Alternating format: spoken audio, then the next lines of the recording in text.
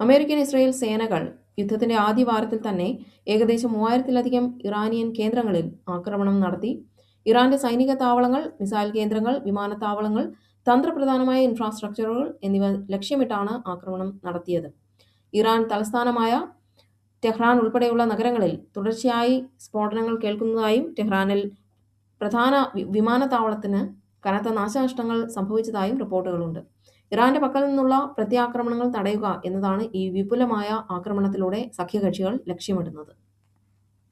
Ukraine യുദ്ധത്തിൽ മനുഷ്യ സഹായമില്ലാതെ തന്നെ ആക്രമണം നടത്താൻ ശേഷിയുള്ള ഗ്രൗണ്ട് റോബോട്ടുകളെ മുൻനിര പോരാട്ടങ്ങളിൽ ഉപയോഗിക്കുന്നു. പ്രധാനമായും മെഷീൻ ഗണ്ണുകൾ ഘടിപ്പിച്ച റോബോട്ടുകളെയാണ് റഷ്യൻ പ്രതിരോധ നിരകൾ തകർക്കാനും തന്ത്രപ്രധാനമായ ഇടങ്ങൾ പിടിച്ചെടുക്കാനും ഉപയോഗിക്കുന്നത്.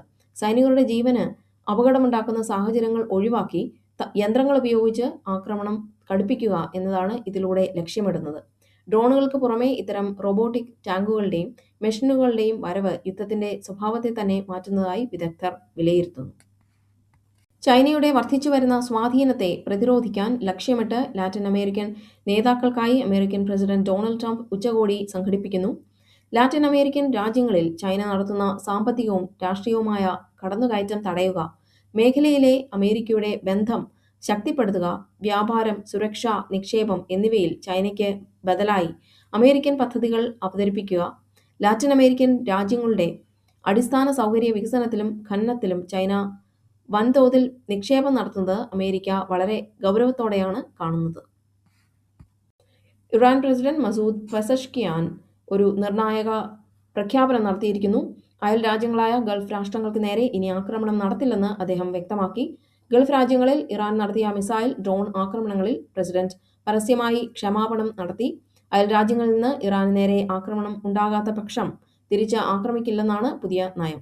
ഇറാന്റെ മിസൈൽ പ്രഹരശേഷി അമേരിക്കൻ ഇസ്രായേൽ വ്യോമാക്രമണത്തിലൂടെ 90% കുറഞ്ഞതായും റിപ്പോർട്ടുകളുണ്ട്. ഇറാൻ നടത്തിയ ആക്രമണങ്ങൾ ഗൾഫ് രാജ്യങ്ങൾക്കിടയിലുള്ള ഐക്യം വർദ്ധിപ്പിച്ചതായും വരും ദിവസങ്ങളിൽ അവർ തങ്ങളുടെ സുരക്ഷാ നയങ്ങൾ പുനഃപരിശോധിക്കുമെന്നും വിലയിരുത്തപ്പെടുന്നു. ദുബായ് വിമാനത്താവളം ഭാഗികമായി പ്രവർത്തനം പുനരാരംഭിച്ചു. ഇറാൻ നിരുപാധികം കീഴടങ്ങണമെന്നും പുതിയ നേതാവിനെ തിരഞ്ഞെടുക്കുന്നതിൽ US ഇടപെടുമെന്നും പ്രസിഡന്റ് ഡൊണാൾഡ് ട്രംപ് വ്യക്തമാക്കി. നേപ്പാളിൽ നടന്ന പൊതുതെരഞ്ഞെടുപ്പിൽ റാപ്പർ ബാലേന്ദ്ര ഷായുടെ രാഷ്ട്രീയ സ്വതന്ത്ര പാർട്ടി വൻ മുന്നേറ്റം നടത്തുന്നു. 105 മണ്ഡലങ്ങളിൽ പാർട്ടി ലീഡ് ചെയ്യുന്നു.